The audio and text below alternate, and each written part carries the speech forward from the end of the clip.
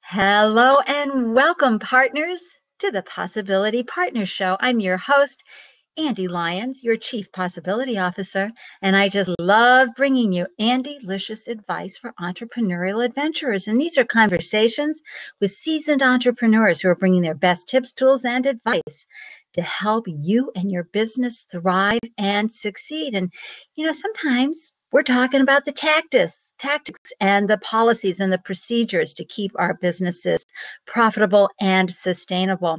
And other days, we're talking about the inner work that we need to do. I call it a conversation at the corner of Main Street and Inspirational Way.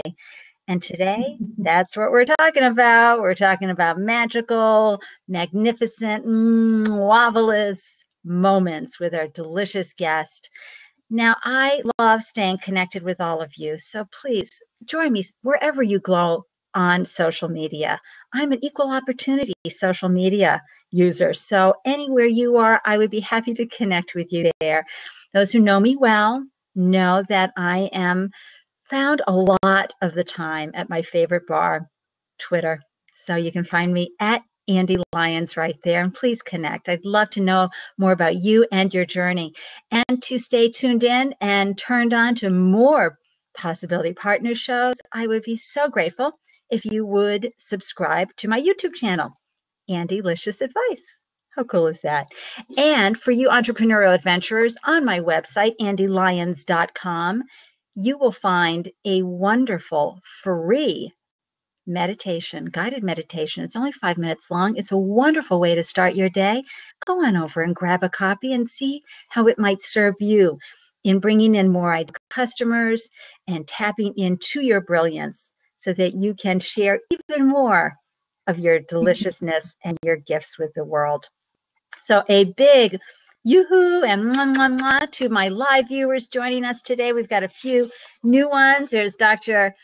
Margarita there and some other wonderful folks. I'm just going to say a little welcome to them right here in the comment threads. William Rock and Anna Pereira and Deborah Oakland and so many wonderful people. Eva's here and a great turnout. I'm so grateful that you bring your wonderful energy live. And then for you replay viewers, how honored am I and my guests that you tuned into this show at a time that you found was right for you. I'm so grateful you're here, and really your energy means the world to me. So thank you for the replay view. So our guest today is an author, a speaker, and a C-Suite coach, and he's here to chat about his wonderful new book, The Moment. I am so thrilled to introduce you to the so divinely delicious Achim Nowak. Welcome to the show, Achim. Hello. Hello, everybody. Hi. I'm so thrilled you're here. And, we all have, how did we get started? Where did the beginning come from? And, why are we here?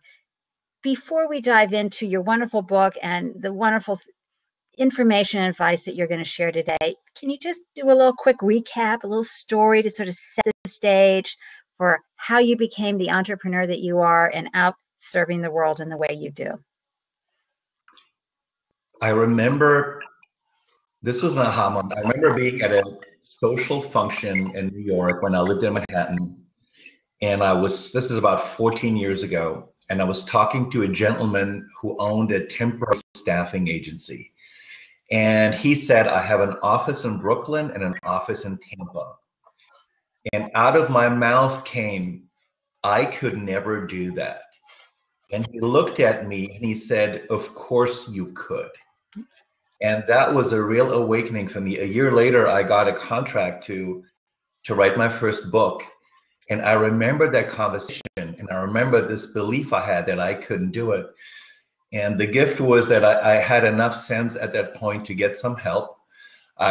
Somebody helped me with the branding of my business to come up with a business model that would serve me.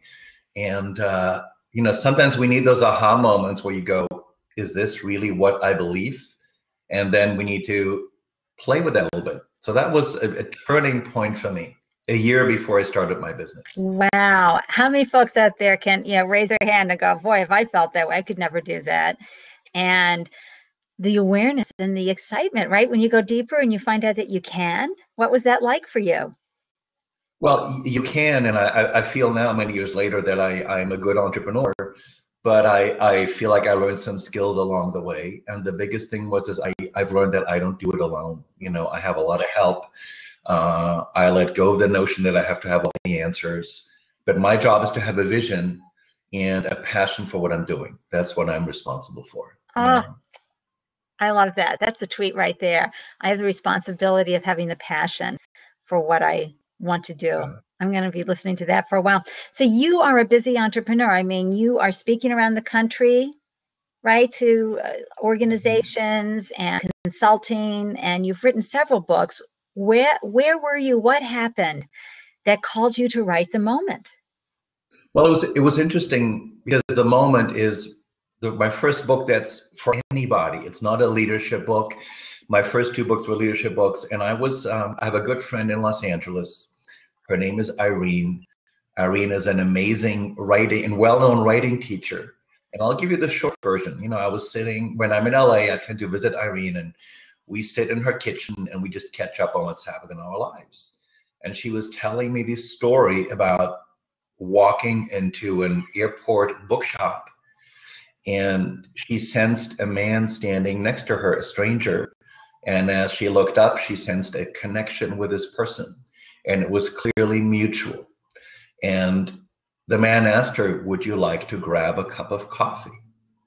And just as she was about to answer, an announcement came on asking her to board her flight. And she scrambled, she paid for the newspaper she was buying, she ran to the check-in counter, and then she blurted out to the attendant who was taking her ticket, and she said, "I just met the most wonderful man." And the attendant looked at her and said, "You have to go back and find him." And she ran back to the bookstore, and the man was gone. Wow. Now, this sounds like a sad story, but the beauty is, in that moment, Irene noticed that something was happening. So that awareness was awesome. But what so touched me about this story is that these moments happen to us all the time, not in the romantic sense, just moments where there's something meaningful that happens and they slip away because we don't notice. So this truly was that conversation in the kitchen. The question for me was, what if we noticed moments more richly and more fully? And, I was an acting coach for years, so I went back to my training as an actor. I'm a spiritual seeker.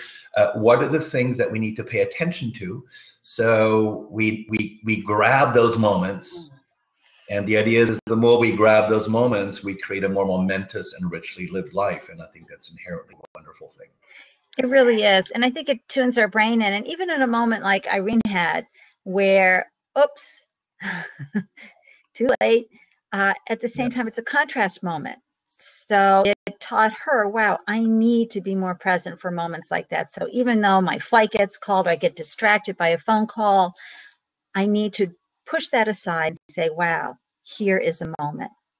Yeah, correct. Right? I love that.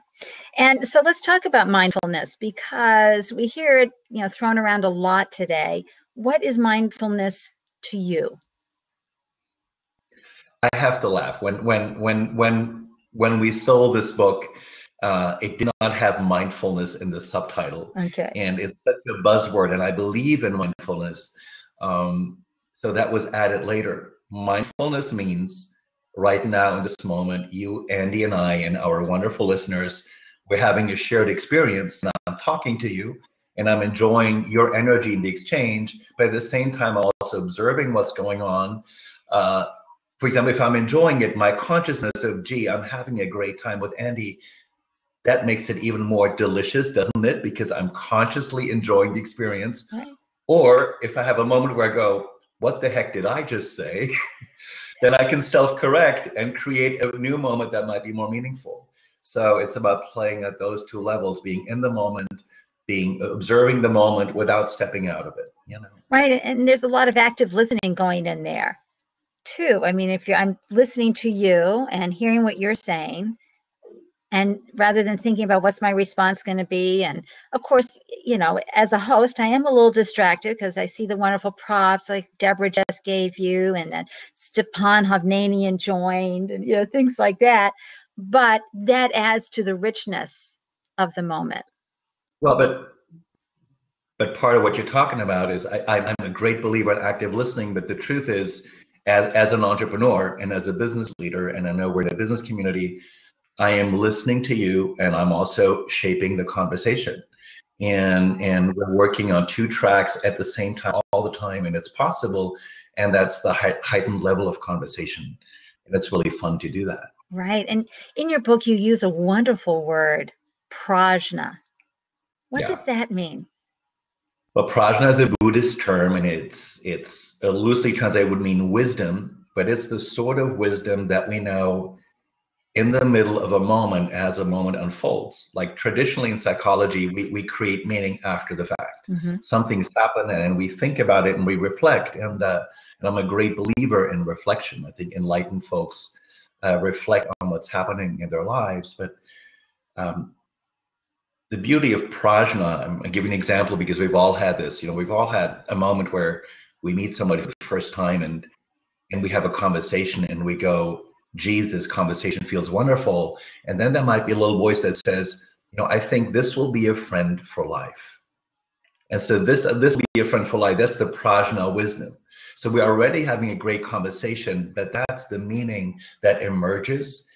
And in my experience, folks who have rich lives know how prajna talks to them. And sometimes it's this little voice. Sometimes it's something that happens in the body. There's a sudden sense of calm where we feel so relaxed with somebody, we notice how the body feels. Or we see a blinking neon light with a message and we go, that message is the meaning of this moment. So part of it is learning how prajna talks to us. It's very personal. But the more we discover meaning in the moment, the more richly we savor the moment that we're in. I love that, and for so many reasons. Because again, as you mentioned, as entrepreneurs, we have a lot going on, and I love how you honor that, and that we need to be orchestrating a lot of different things at once to make sure the right sound, the right music is happening in what we're doing. But at the same time, to be looking for that sweet note, that sweet moment. Well, it's really paying, I call it the inner language, like prajna wisdom is an inner language. And a lot of us are good at the outer language, but if we pay attention to that inner language, which is a deeper cueing, which leads to a deeper sense of satisfaction. And that's really what we are seeking in life, is more of that fulfillment and more of that satisfaction. I love it. So you have kind of an outline in your book. You have these 4 keys that you talk about. And the first one being the wake up our senses. What are some examples for creating a more sumptuous experience? Well, maybe to create some context, my first career, I was a professional acting coach in New York, and I taught at some big acting schools. And actors they're in the business of being fully present in the moment, aren't they? So I thought to myself, there's a lot that actors learn, and the first thing they study is to fully experience the world with all of their senses, which means when we see, we really see and notice. When we taste, we really taste. When we smell, we really smell. And I think on a gut level, it makes sense that the more sumptuously we play with the senses, the more we are in physical present reality. And to me, it sounds so obvious to say that, but like you, I love Twitter. I like technology. But the moment we go there, we go into an alternate reality. We're not in present physical reality. So the seductions of being out of current reality are tremendous. So I saw a photo on Facebook this morning from somebody I'm friends with, had a photo of Mark Zuckerberg, from Facebook, walking down an aisle, about to talk to thousands of people, and everybody in the background that was passing was clicked into something and they didn't notice that he was walking by. That's staggering, right? Yeah, that is. The big guy is walking by and they're all clicked into another reality. So the senses are a great way to start, is have fun with just being where you are. One way to get out of the head, just really see, really taste, really smell. And Yeah, and I find too as a parent, because cooking meals, doing laundry, there's a lot going on, personally, professionally, and then the kids. I found that the hardest, being pulling myself in and being mindful with a 2-year-old, a 4-year-old, a 6-year-old. I mean, for me, as they got older, it was more fun and easy to be in the moment with them. But it was a practice that I really put in, because I didn't want those childhood years to pass me by and only be a bunch of pictures and videos and my wondering, when did that happen? So, and now as teenagers and young men, it's still important for me to just tune everything out and really be with those precious treasures. And going back to what you said with Mark Zuckerberg, I'm sure many people watching can think of times in their lives where they were more into the handheld moment instead of. So, yeah, like a little experiment that I encourage all of us to do as somebody who loves technology is, when in a public space, decide that for this hour, if I'm sitting in a park, if I'm in a Starbucks, whatever, for an hour, let me just not go to my technology, because there might be the person sitting across from you who sends you a smile, and it's an invitation to a beautiful connection, which is not happening because we're not in present reality. So I invite you to let in the gift of present reality, and then when you're alone, be as techno-centered as you want to be. I love that. I've noticed more people having a basket at the door before the dinner party starts. Phones in here, please. I know, I love it. I mean, back in the day, we didn't even have answering machines. So, people had to wait till we were home to reach us. So and I don't know if folks have seen that video where that's called, I forgot my phone or something like that. And this gal films her entire day of what it's like, even lying in bed with her boyfriend and how he's looking at his phone while she's snuggled up to him, to all her friends out to lunch. It's a great, it's a great example of, wow, I forgot my phone. Well, what do I do now? Because everybody's on their phone, even though I'm, quote, with them. I love that. And I also like what you said about when you were acting, to bring in all of your senses. This is a daily practice, folks, to tap into. How does that feel? How does that taste? How does this moment, experiencing it with all of your senses? I think it's great, great advice. And it's something that we need to implement even in our companies that we have. If we're solopreneurs or with employees, we need to really be with the folks that are helping us create magic every day. Your next key is about setting our minds to crave meaning and to discover a deeper appreciation for moments as they unfold. I love this part.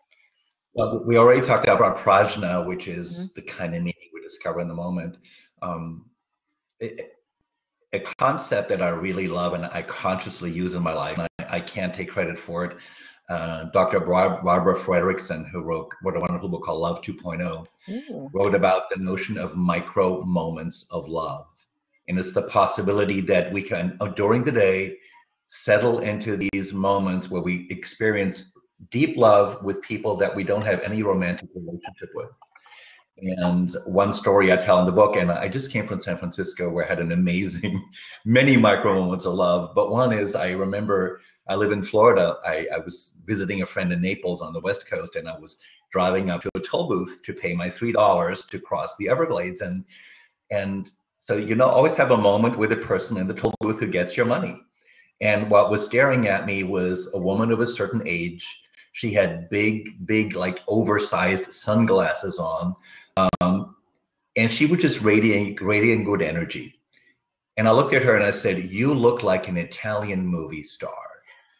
And her answer was, "Oh, don't I wish?" And she was giggling.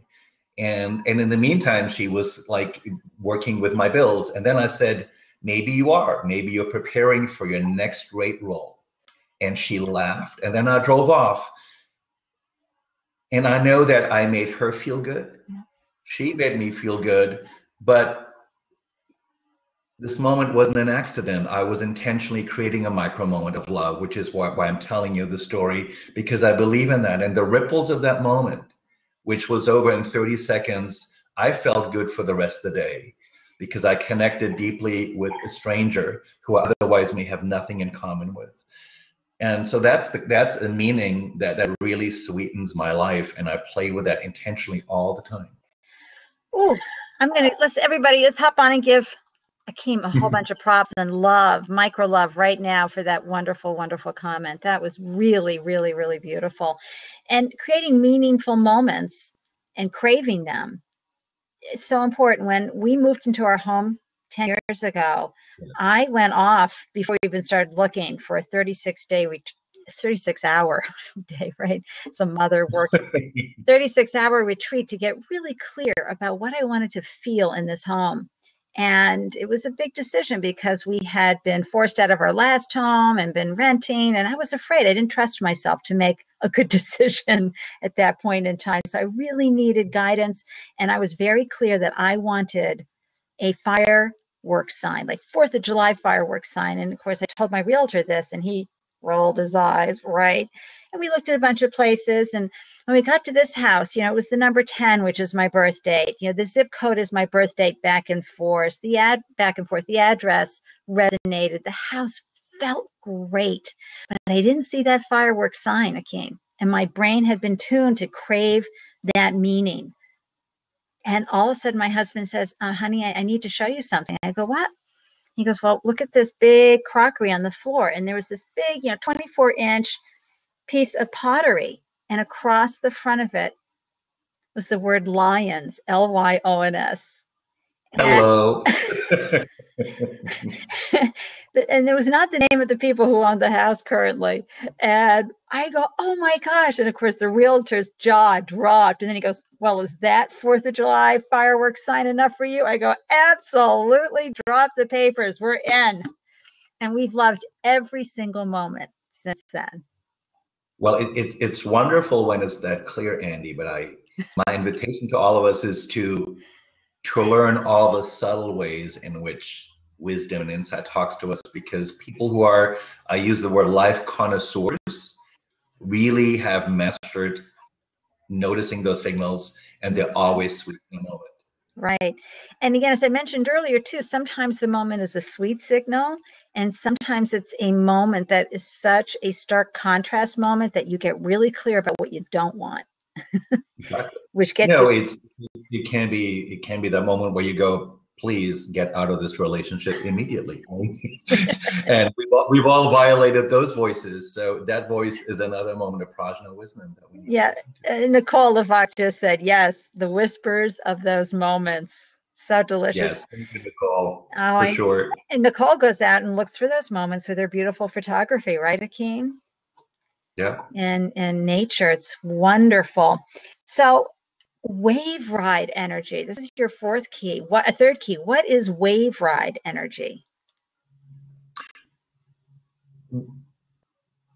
Energy comes to us all the time. Like right now, as you and I are talking, your energy comes to me through the thoughts that you're expressing. Mm-hmm.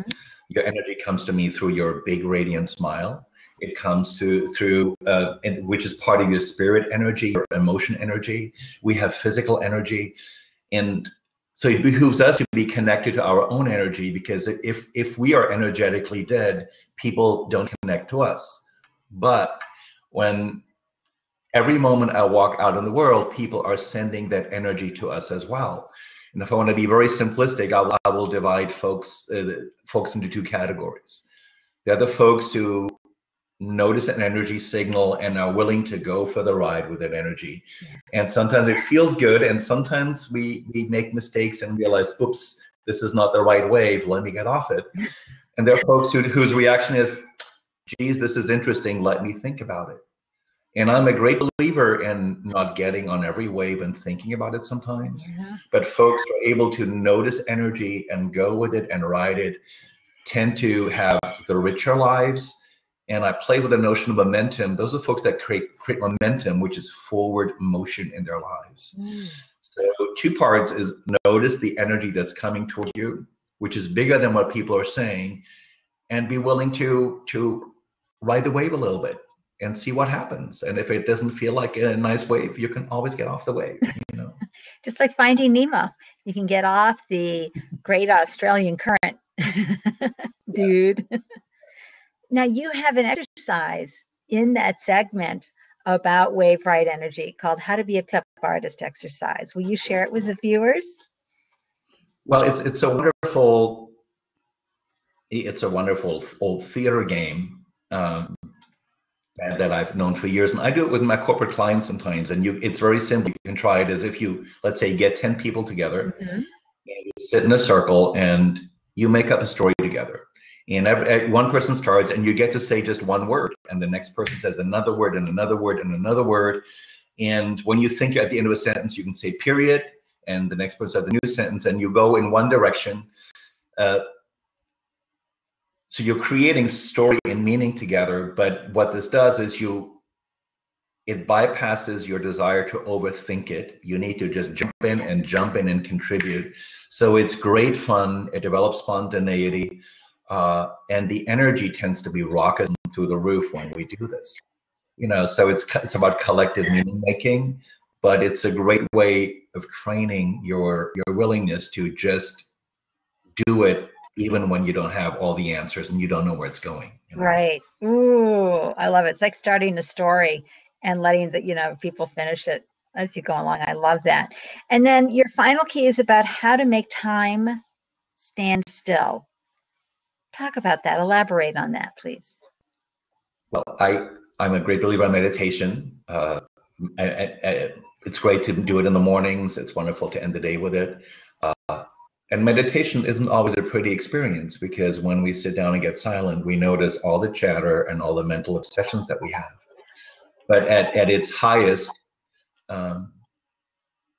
we tend to go through several levels of letting go in meditation. We let go a little bit of the mental chatter. We let go of the desire to run around, distract ourselves, get that. We let go of the stress in the body. And if we go through those levels of letting go, if we're blessed for a moment, we may experience a sense of peace or bliss. And at that moment of peace or bliss, the notion of time disappears. Time no longer matters. We're connected to spirit, to something larger beyond our ego and who we are. And it's easy to become addicted to that moment because it feels so good and we want to keep recreating it. So that's one way of making time stand still. And the benefit, obviously, is, and I trust that a lot of you are listening already meditating, is that it gets us to a place of calm that we then bring to the rest of our lives during the day. Now, the other experience is like totally the opposite, which I love.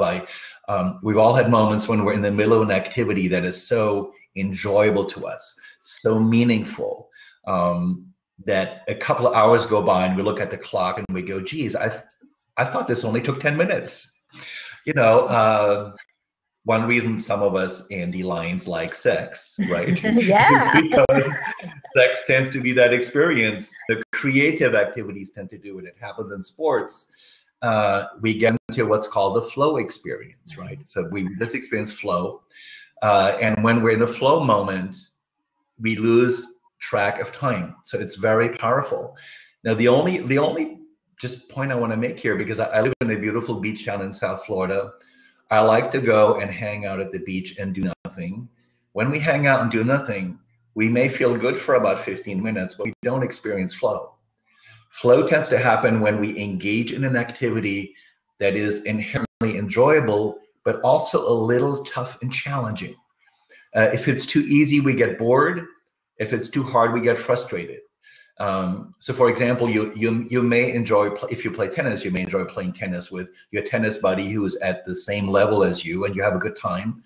But if you're playing with somebody who's just a little better than you, or you're a little challenged, you're more likely to get the flow experience. Right. So flow is another way in which we lose track of time. And it's so my invitation is find more opportunities to do things that get you to the flow experience. Very, very cool. And that's important, understanding what happens when you do get into that flow, when you get into that place and space where time is not happening. And it's very, very powerful. And sometimes I have that with conversations with people, Achim. Well, it happens in conversations, but two thoughts. I mean, Mihaly Csikszentmihalyi is sort of the authority on. He's a psychologist who really wrote a lot about flow. And a point he makes, which is for flow to happen, it needs to be supported by a measure of skill. Now, you, Andy, you know how to have a conversation. You know how to go deep with it. It's part of your tool. So you can get to flow in conversation because you know how to take it somewhere, and you know how to find people who you like to be in flow with. Which is people that are willing to go there with you, and that's interest. Yes, hello. So. And all these wonderful viewers here. I love getting into conversations, into flows with them. It's wonderful. I find that the experience of practicing, and we're using the word practice because I believe that anything that we do, it's a muscle that we use. Yeah. And this creating awareness of, the energy exchange, the awareness of meaningful moments and the magical moments. Once you start training that muscle, you start to see them everywhere, and things get very, very excited. People may call it serendipity, kismet. They attach a lot of practical names to it as well. But wow, have you had any more recent moments that you'd like to share? Yeah. This is something that happened just this past Sunday. I was in San Francisco at the Wisdom 2.0 conference, and it was late afternoon. I was going to my hotel to change clothes and go to dinner. And I have this little shoulder bag that has the image of a fox on the back. And I'm at a street crossing, and a woman with a foreign accent, it turned out she was from Hong Kong, says, "I really like your bag." Now, this is the interesting part. This is what, in this moment, I could engage or not engage, right? And in the past, that many times people say stuff like that, and I don't engage. And I said, "Thank you." And then she said, "Where did you get the bag?" And I told her I got in Berlin, Germany. And then I asked her where she was going. And then she was going to go to Macy's to buy some things from her mom. And then she started telling me that her mom in Hong Kong was sick, and she was worried about her mom. And it got into a very private, personal conversation. And I knew that my job was to stop and listen to her. Mm-hmm. And it lasted about 3 minutes. And then she looked at me and she said, "I thank you for wearing that bag today because I need to be distracted, and you helped me distract myself." And then we parted, and it was a perfect moment. Yeah. I will never forget her. I don't know her name. It was a perfect connection with a stranger where we both showed up for this moment. And in the past, I would have just brushed her off. And we went very deep in 3 minutes. And that was another micro moment of love, Oh, gosh. And you were at the event in San Francisco, the Wisdom 2.0? Wisdom 2.0, yeah. And can you just share a little bit about this? Because I had never heard of this event until you mentioned you were going. Wisdom 2.0 is a conference. There were about 3,000 people there. It's about the intersection of a business, entrepreneurship, and mindfulness. What moved me profoundly, and there were so many movements, is to hear really, really, really successful people like Russell Simmons talk eloquently about his 20-year practice of meditation and yoga, and how that has changed the way he talks to people. I was also very moved by a gentleman named Mark Bertolini. He's the CEO of Aetna, and who is very explicit about his practice, his asanas. He talks about it publicly, and he has put 13,000 people at Aetna through mindfulness programs, and he's tracking how that changes the work culture and how there's a financial benefit to it. So it's not just this fluffy thing. Mm-hmm. And for all of us as entrepreneurs, these practices are not fluffy. They help us show up better in the world and create success. To hear that validated at the level of mega success was profound for me.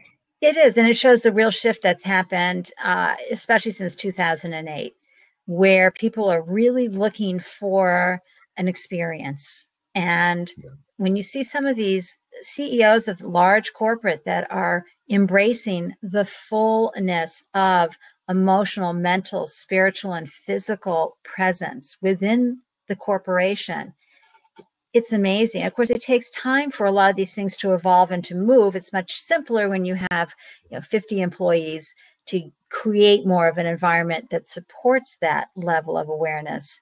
But I love that story, and I love the shift that's happening in business everywhere. And of course, it's a groundswell coming from the entrepreneurs and solopreneurs who are creating businesses that they crave to experience.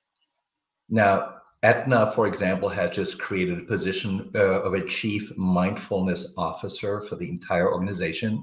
Isn't that brilliant? Now, Hello. now I've seen a new every, role. every one of us has the chance to be our own chief mindfulness officer, right? And that's part of our responsibility.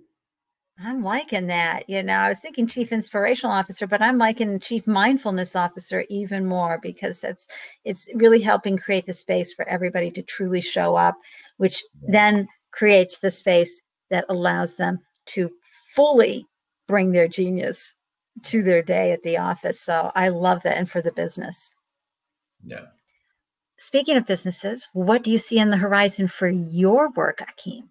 What's happening? What's new? Well, I own an international training and coaching company called Influence, and we work with Fortune 500 senior executives on their presence, their ability to show up and connect.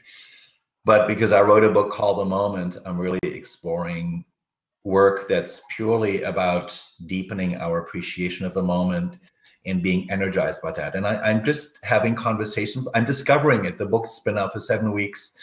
So it's not like I have this perfect product. I'm in the let me figure it out phase, which is delicious. It really is. Because the pressure to know all the time is so strong.